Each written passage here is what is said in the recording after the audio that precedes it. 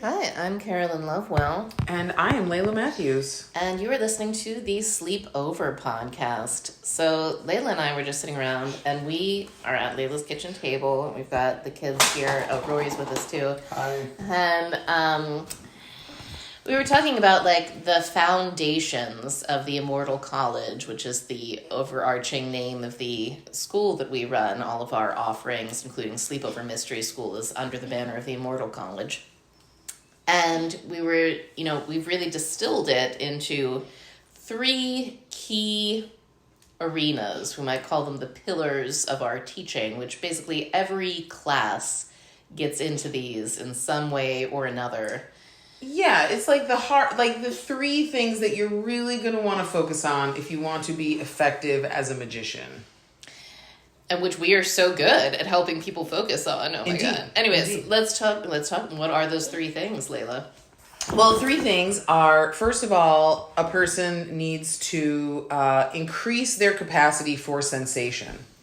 And this, I could talk about this a little bit now, or we could just list all the three things. Let's list them and then. All right, so it's increase your capacity to experience sensation. Very important. Often overlooked. To consciously experience sensation. Yes. I would say, or like be present with a lot of sensation. Yes. Because lots of people can experience to stay it, awake and present with sensations of all manner. Okay. The second one is shadow work. Super important. I have more things to say about that as well.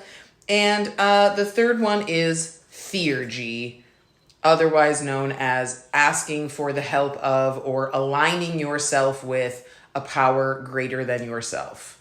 And those three things are just foundational tools in the magician toolkit. You can do ritual after ritual. You can do spell after spell.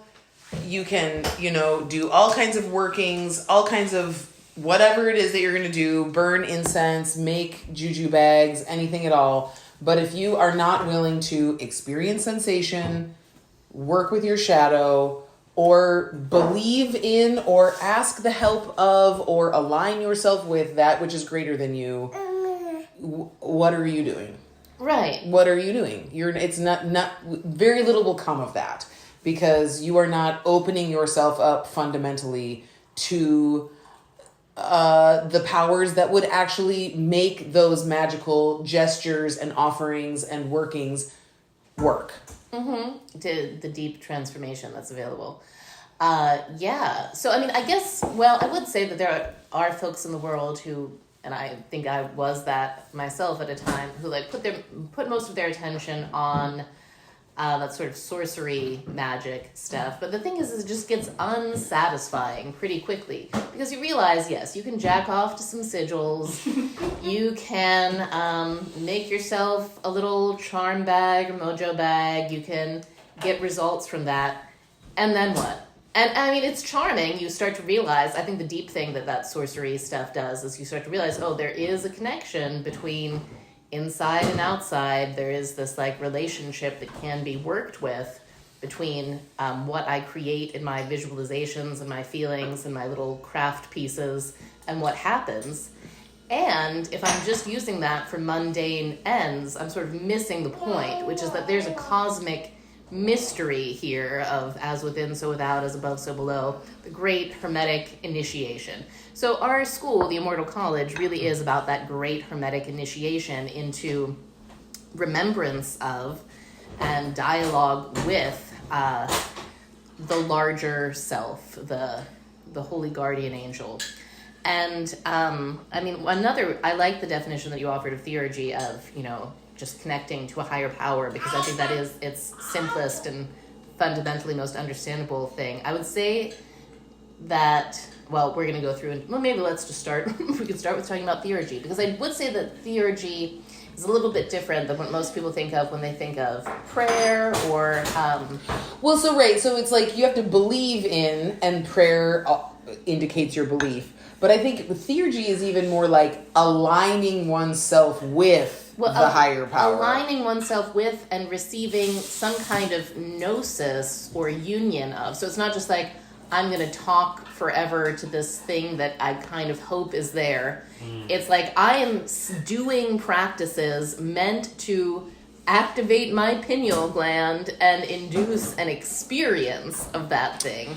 Right, and like many of the rituals that we, some of the higher magical rituals that we have people do really is about like, it's not even just like, what am I trying to say here? It's not just that you're doing a process that opens you up to the insight of the higher power.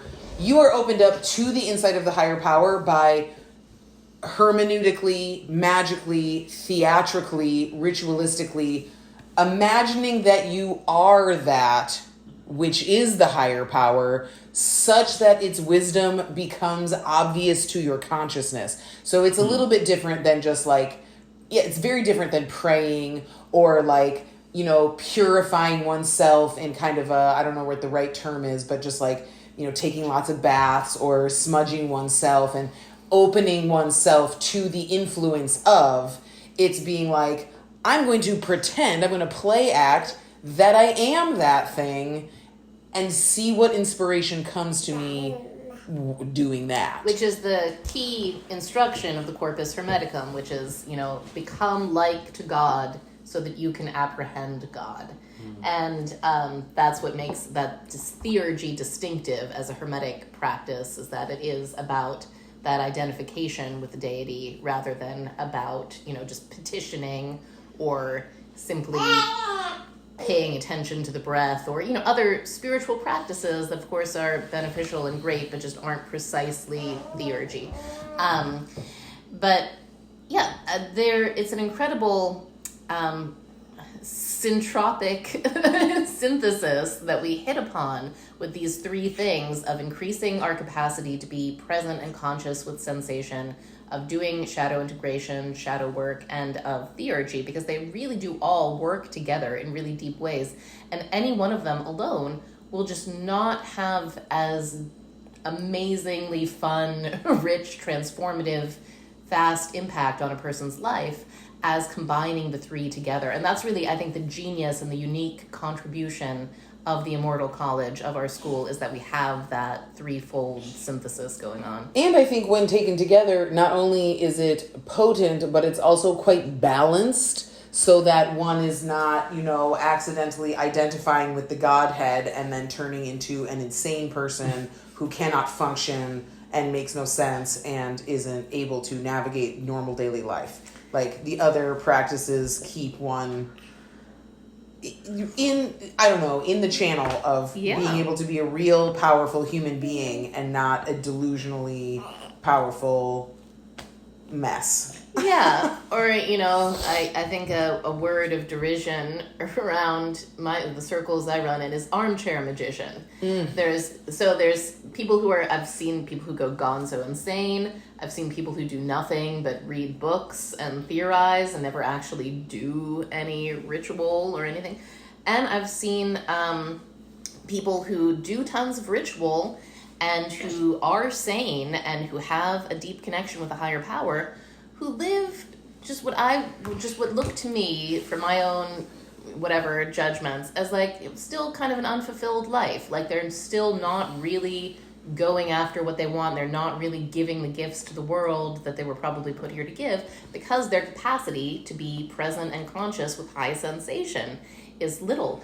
And so, or they're very afraid of the shadow that they might cast and are just completely unwilling to do anything about that. Exactly. Which are almost synonymous, but they are different. We do come at it from different angles. But to talk about the sensation piece, I do think it is important to, because it's not just the capacity to experience high sensation, because we all as humans experience high sensation in our phenomenal awareness. But the question is whether or not we have any degree of conscious choice while we are experiencing that high sensation. Because so many of us, the high sensation comes up and we go immediately into what are actually like very repetitive, unconscious, karmic, almost animal level, like demon possession. Yeah, that's what one might poetically call demon possession, and what people in our animistic societies definitely would. where we're just in the grip of some automatic pattern that's like, now I'm really mean, or now I'm collapsed and I'm really sad, or now they're just that are not the most like resourceful, like I don't have access to my full conscious faculties because I'm being overwhelmed by this sensation. So what we're seeking to do is seeking to expand the range of sensation that we can be present with without going into our various forms of inherited, automatic, less than ideal functioning. Yeah, well, what I also think about when I think about expanding one's capacity for and willingness to experience sensation, I also think about people who are like, often like chasing highs of sensation from magic, and are like expecting like just, lightning bolt level realization or manifestation or whatever, and are not consciously aware of the sort of subtle but profound sensations that can be experienced when doing magic, and like sort of the innocence of synchronicity that can like really blow your mind if you are open and available to like the meaningfulness of the graffiti on the wall. But if you are just like, well, that's not like, if you're numb or if you're expecting it to be huge, then you're also not like consciously being aware of the way that magic is working for you. So and you're missing a huge energy source. And you're missing a huge energy source of wonder. That sense of mind blown, right? Yeah, like you just said, is wonder, which right. is a magnificent, which is like exquisite chef's kiss, like the form of energy I believe that humans are meant to run on, is that divine wonder and inspiration. And most of us, at least sadly it seems in our culture, have shut ourselves down quite a lot to that and are not receiving that energy source, and then seek energy from much less nourishing sources. And I think that's why many people do end up feasting upon like those huge reactions that they're then not even conscious for. The drama yeah. To like let in, you have to like glut yourself on like tons and tons of drama in order to make up the equivalent spiritual nourishment of like a moment of quiet, pleasant, present wonder. Mm-hmm. So anyway, I think that, really the being willing to experience sensation and becoming sensitive just has like many dimensions. So like in, high intensity moments, it's like being present and aware, not dissociating, not going into animal flight, staying lucid. That's one dimension. And another dimension is being actually sensitive to the more subtle strokings that are happening, and not like addictively chasing high sensation. Right. Because very subtle sensations can be super high, can be enlivening and nourishing, rich in a way that I think many people are numb to. So there's bounds on the capacity in every direction that one could improve in. Well, like our friend Luis Mojica says, this is like I thought the greatest teaching I received from Luis, and he's been on this podcast, so maybe he said this on here before, but like numbness is actually your body like protecting you. So like numbness is a sensation rather than numbness being absence of sensation. Like you can feel numbness and it's actually showing up in the area of your body that's like experiencing so much sensation that it kind of can't handle it, so it numbs that out so it's not overwhelming. It's part seeking to protect us, absolutely, because every part of us is innocent and in love with us and working for our benefit. So in the Immortal College we have various practices that we do to work with the parts of us that freak out and go into unconsciousness of some sort when sensation becomes very high, or go into numbness.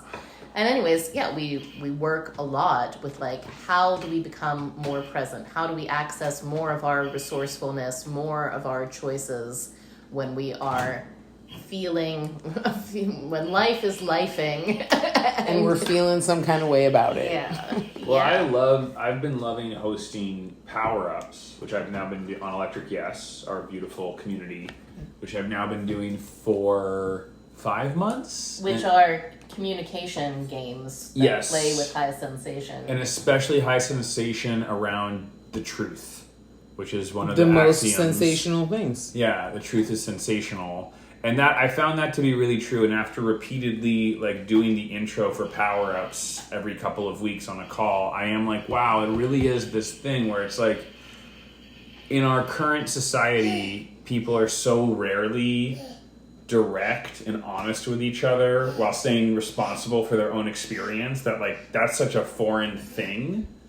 And then to actually do that, to speak the truth out loud, is really sensational. So I'm like, we're here to practice doing that and staying conscious and lucid and self-responsible while doing that. So in my mind, power-ups are like gym days for truth and sensation. Mm-hmm. We're building that muscle, and they're super fun. Yeah, and we also do that with the EK on self-stroking practice is a way for people to practice being really present with the sensations that come up in genital self-stroking.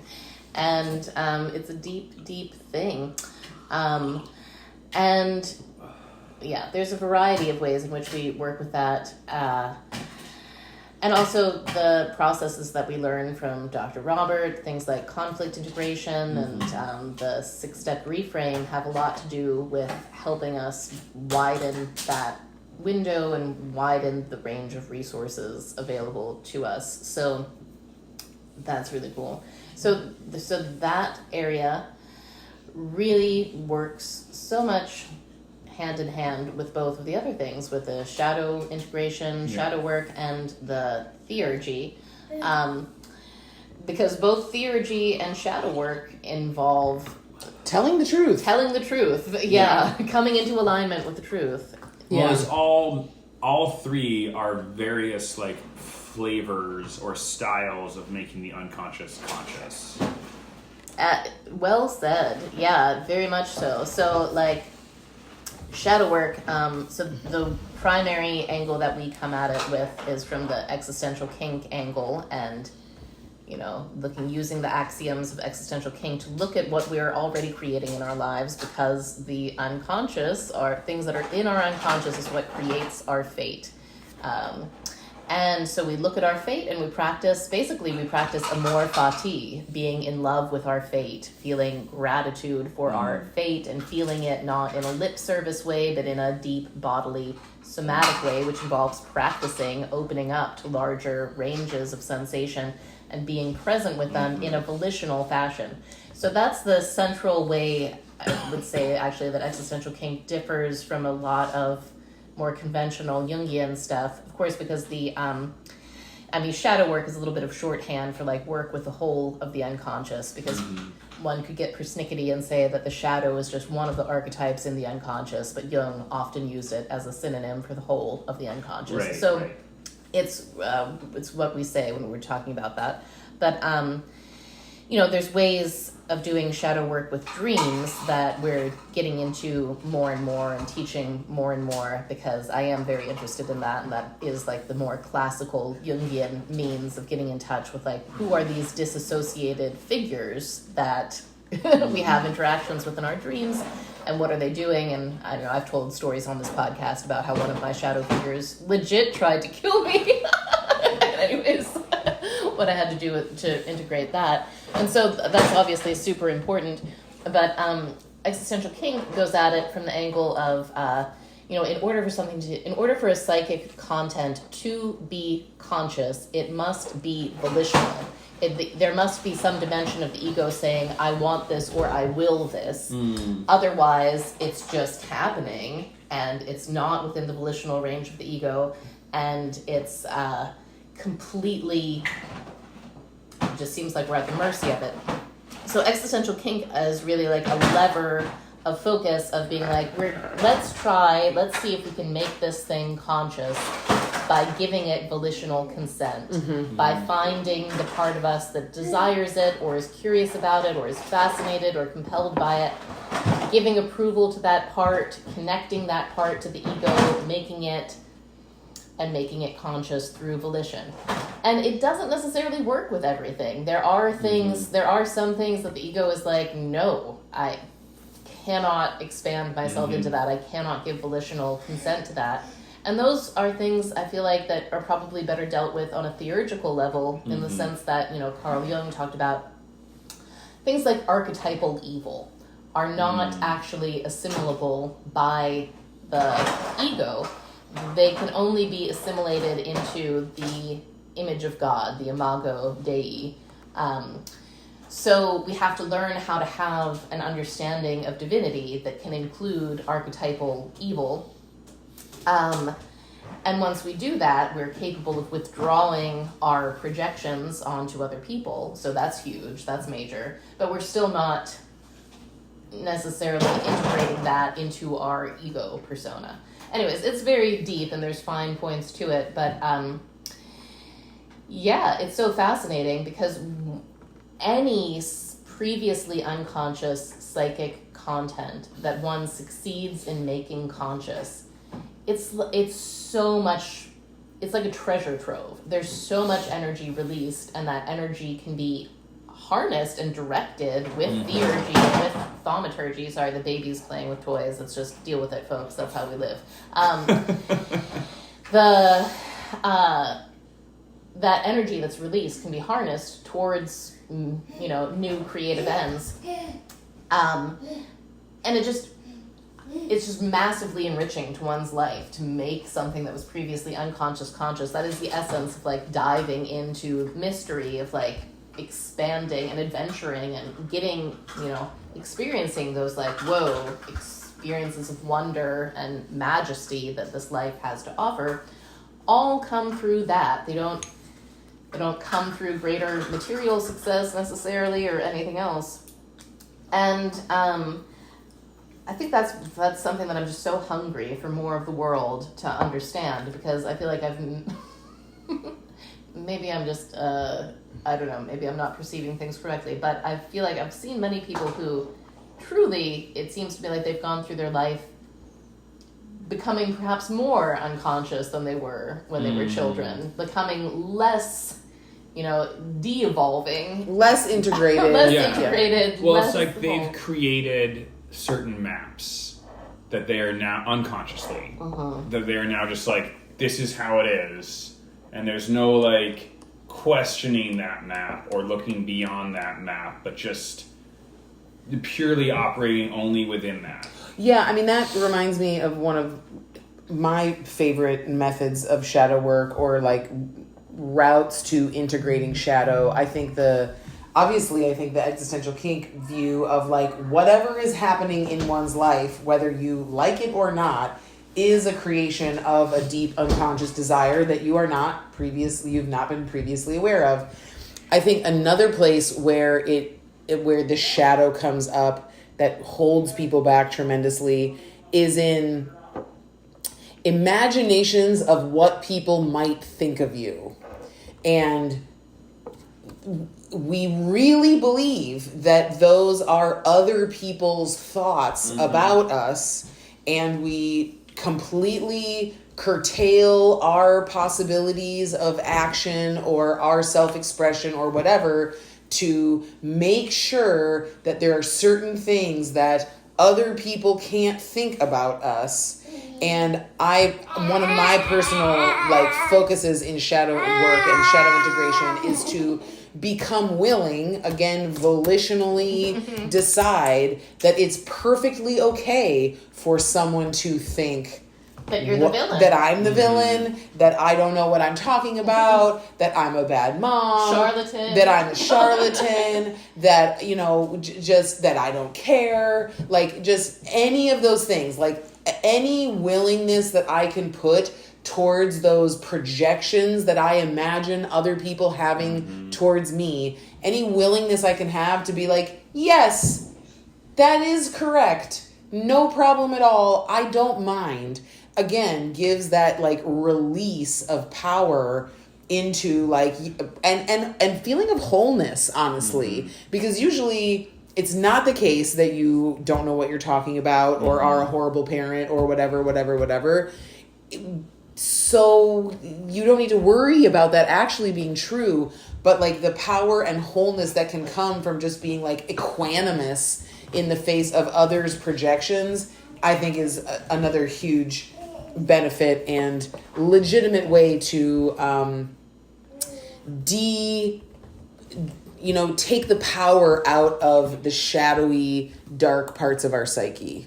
Absolutely. I love that, Laila. And to sort of wind it back in and around to the threefold schema here, is that what's so amazing is with Theurgy, we can take this energy that we've liberated through shadow work by making dimensions of the unconscious conscious, previously unconscious patterns and qualities.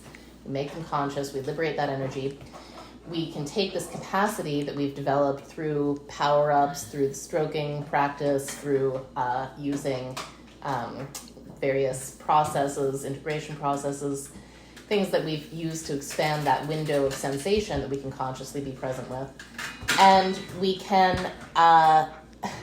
we have all of that available for our theurgical practice. And in our theurgical practice, where we're doing these rituals, we can put that energy into the rituals. We can put that energy into constellating and magnetizing in our gnosis experiences with the divine.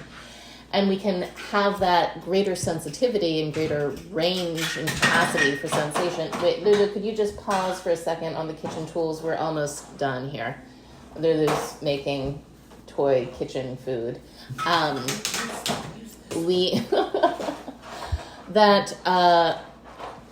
The theurgical experiences become so very rich. Like, I mean, I guess I can't really compare. I'm sure there's other theurgists out there who are not doing shadow work and not doing sensation capacity work, who are still having beautiful experiences. And I'm just saying, my life, everything, just magnificently and richly and deeply transforms for the better. That's what I see happening to the people who commit themselves to this work. That's what I've seen for you. Oh my God, you guys are like the cutest story of that ever. It was so gross, so I can't even go into it. Oh, gross. Well, I was just thinking as you were speaking, Carolyn, that wait, but we gotta wrap up this episode. Okay, we gotta wrap it up. Okay. We're doing 28-minute episodes now, folks, because we're gonna be on the radio, so we're syndicating. It's exciting. So we're wrapping this up. So anyways, we'll do a part 2 maybe where we talk about this more. Hit like and subscribe. Remember to check out the immortalcollege.com where you can join our email list and learn all about our online offerings. We have an online membership called Electric Yes. Join us. Bye. Good job.